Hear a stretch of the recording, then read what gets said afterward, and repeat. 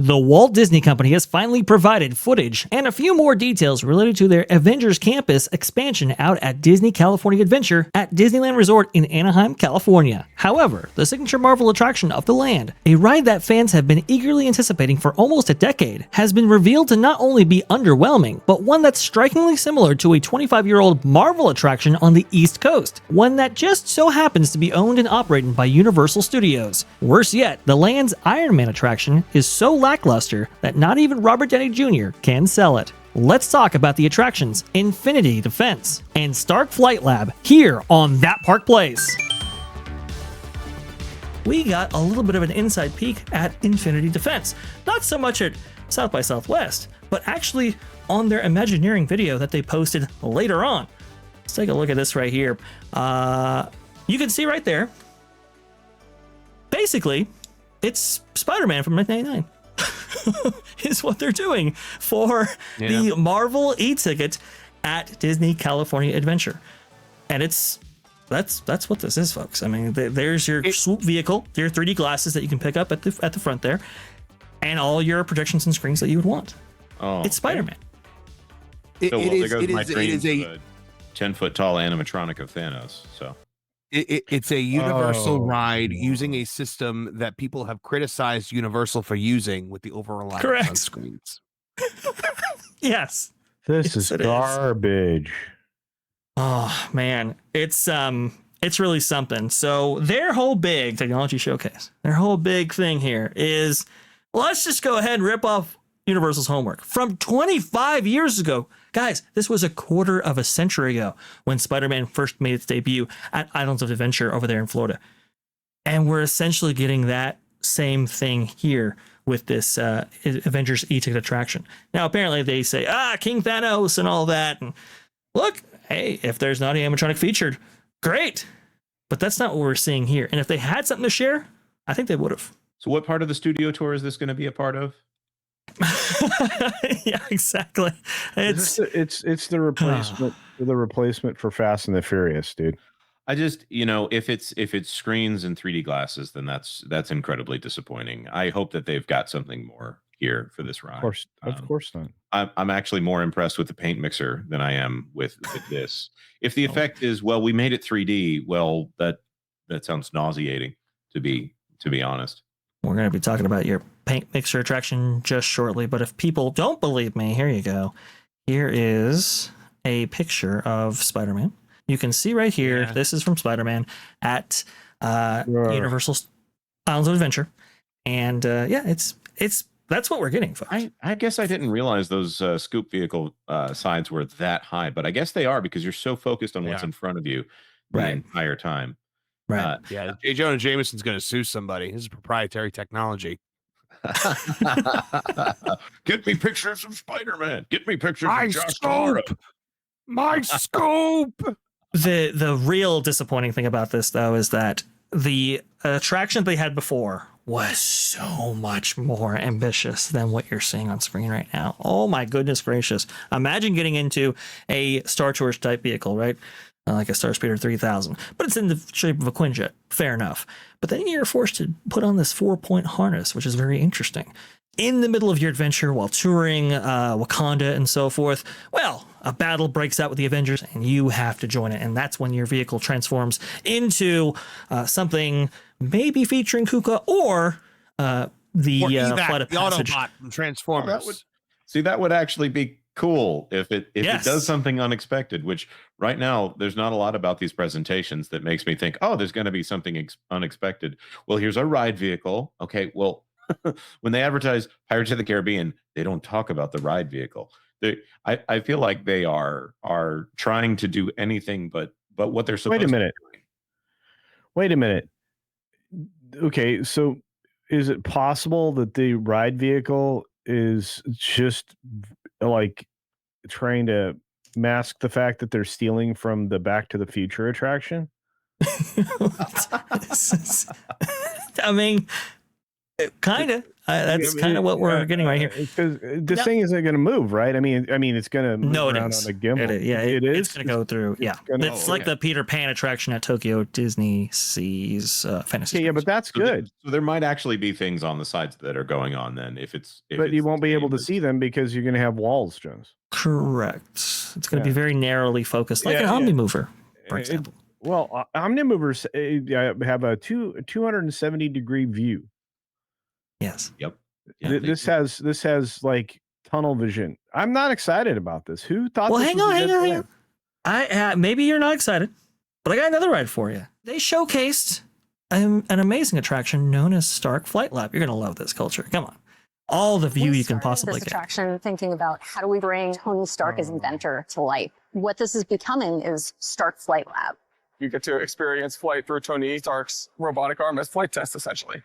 To give guests, They're finally bringing KUKA arms in, seeing if they have what it takes to fly like an inventor. Except, yeah.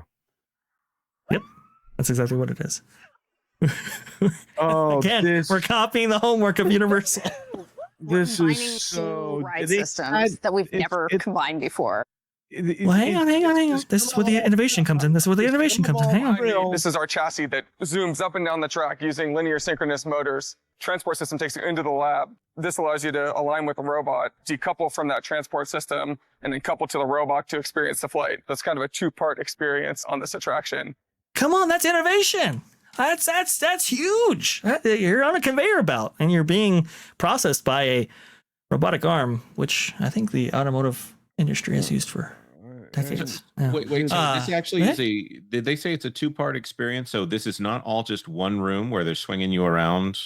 It is one room, but it's a two-part experience in that you are going through a conveyor belt on the ground first, and then that you line up with the KUKA arm, and then the KUKA arm. Yeah. So this is a two-part experience: loading and the ride. It's two parts. Yeah, there is no unloading, which would be a third part. They don't want to have three parts, and then the gift shop. So yeah, that's four. I'm sorry, Culture. I didn't mean to interrupt you. This is you and I were on the same track, dude. I mean, as you will be for every other person that's on this attraction. You're on the same track. Oh, by the way, so this is the loading for Forbidden Journey. You get on the conveyor belt, and then you board the KUKA robot arm, and then you get thrown about in the room, on a track. And so the attraction, this is Omnimover Plus. That's what this is. Now hang on, because in that attraction, the conveyor belt and everything that's moving, it's all attached. But the real innovative part, you see, Culture, the real innovation, the why we're called a technology company in the first place, Culture, is because we connect those two things after you sit down. Transferring a vehicle from one system to the other is fascinating innovation. The big thing is safety. We need to have both of these things coupled at the same time so that they're safe to do the handoff before we can lift off the robot. I'm actually pretty nervous about the ride vehicle or the chair being something that attaches and detaches as this goes on. I don't know why. I just feel like that is more like an unnecessary risk. I think it'd be like it's great having you on board. There he is, right there. He's nervous. I can't wait for it. I think it'll be great because when it has a malfunction because they stopped doing maintenance on their attractions, it's literally going to throw some guests for an entirely other experience. Now, here's the best part, though, because the beauty of these robotic arms moving the way they are was so captivating. The Imagineers decided to get a dance troupe involved. I'm serious, folks. Here we go. And hopefully invisible on the creative end. We started there. That's been some of the evolution with this back and forth of how we want it to feel. We've actually said, instead of hiding it like we normally do, celebrate it. And it is very techy, the technology that's getting you from point A to point B. It's a very visible thing, so it makes sense to include as part of the experience. Here we go. Hang on. Oh, man. We're eventually going to have 12 of these working together. They're going to be this big ensemble as we started drawing this out. They really looked like a kick line dancers. Oh, gosh. Maybe we really treat these as a kick line of dancers. We can bring some of that personality in the same way that we think about in Imagineering. You got to see it, though. You got to see it. On making these look fun to watch as well. These are robots. What? They brought in a kick line of dancers and they had them perform with mops. I want you to explore the space, darlings. We are building robot arms. I want you to feel through the space. Imagine you are throwing people through the air. I just don't. This is the weirdest thing. Maybe it's amazing. I have a feeling it's going to look better from the. Yeah. That's putting it lightly. This is incredible. I feel like watching this from the outside is going to be more interesting. It's going to be like, I dare you to go on that thing. I dare you to go on this ridiculous attraction. Please, give me Haunted Mansion. Give me a teacup ride. Do Dumbo again, like they did with the Aladdin's flying carpets. Do something that amuses a small child. This to me looks like a dare more than it looks like something that the Disney company does. Yeah, I dare them to come up with something good for a change. I dare them to not listen to the theater kids in the room that have zero experience with, physical entertainment like this. I mean, it is. I'm sick and tired of this stuff. How am I not? And they're proud of it. They're proud of it. Have you never thought that your Disney attraction should be more like the Rockettes? Every time I'm like, I actually went to go see the Rockettes. It was better than I thought it would be. I'm sitting there on Rise of the Resistance, and I'm like, you know what? This could use some sequins and coordinating kicking from legs that are all the same length. What if they turn this into Be Our Guest, like right there, and then they actually turn. You get two people on each foot. And you're course by course, right leg, right, left leg, that makes about as much sense as Tony Stark. He's so stressed. It's the vomit comet test. I don't know, man. Maybe this thing is going to be a problem from the beginning, and good on you if you're going to go on this robotic disaster, but I'm disappointed. Is it okay for me to be disappointed? Sure. Yeah. I mean, they try to say like, well, we're combining two technologies at once. Well, you did that like 29, 30 some years ago for the Tower of Terror. You had an elevator that literally moved forward through the space and then got into another elevator. So you've done this kind of stuff before. This is not anything special. Loading, unloading, 2-part attraction. Well, it better be more than that. And I don't want, again, this is some of all thrills. I know they can't see past their previous failures and their and their lack of interest in innovating, but this is something that they should have had 20 some years ago. Please, I'm not the only one that remembers that attraction, right? You went into one of the concourses there, one of the buildings that you thank goodness escape into some air conditioning for a while, and get on one of these things where you got to pre-program your trip. Well, this would be more interesting if they let you do that, but no, they don't even give you the illusion of control with this mess, and that's the same problem that they're going to suffer from with the we want to be Cars Land, but we want to destroy the park more situation. Sorry, I'm a downer today. Maybe this was not the right show for me to be on. I have never understood. I mean, the idea that they'll be coordinated between the different ride vehicles. Okay, sure, that could look interesting from the outside. This to me just seems like a slight upgrade. It is a Disney version of a classic carnival ride. I don't know how expensive a KUKA arm is. So this to me is not very Disney. It's more Disney than an average carnival ride, but I still feel like Avengers Campus is not. It's garbage. It's not Disney. The walk around characters aren't magical. They're people in suits. It's them trying to do Universal but doing Universal poorly. I actually like the classic comic book characters walking around Marvel Superhero Island, because it's something that a little kid would look at and go, oh, that's really cool. Like my youngest thought that Green Goblin was the most fun character at Marvel Superhero Island, which is funny since he's a villain. He is. Right. What, you mean he's the most fun or he's a villain? No, he's fun. He's fun. He runs around and he causes mayhem. Yeah. He runs around and he causes mayhem. It's awesome. But there's nothing at at this Avengers campus that draws my kids in on any level. And it is very dependent on how much people like the MCU movies right now, which if we're going by box office, that's not very much right now. Right. We have Jay with $5. I like how they are showing a kid in a wheelchair for the Avengers attraction after all the bull they pulled with the handicap system, that being the disability access service. It's a good point right there. I'm going to go ahead and put your super chat, just hide away just a little bit. You can see right there.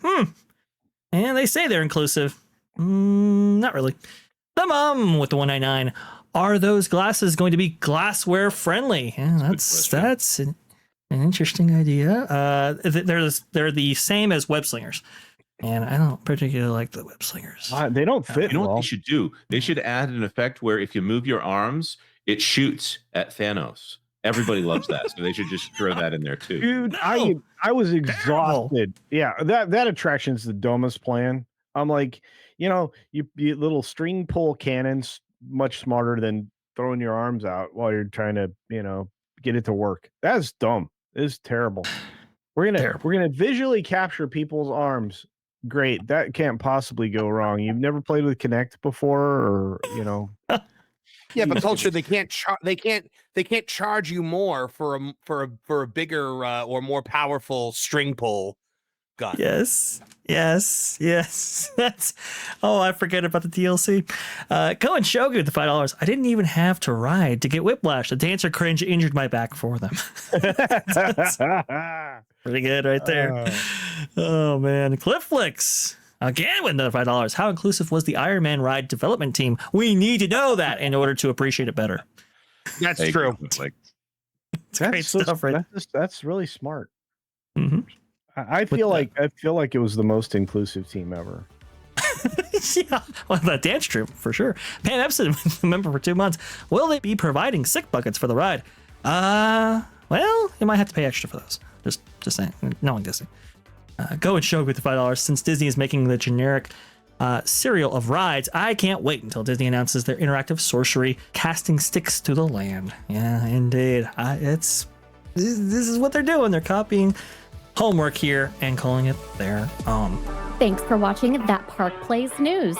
For more information, consider checking out www.thatparkplace.com. And don't forget to subscribe, share, like, and send this out on your favorite social media accounts.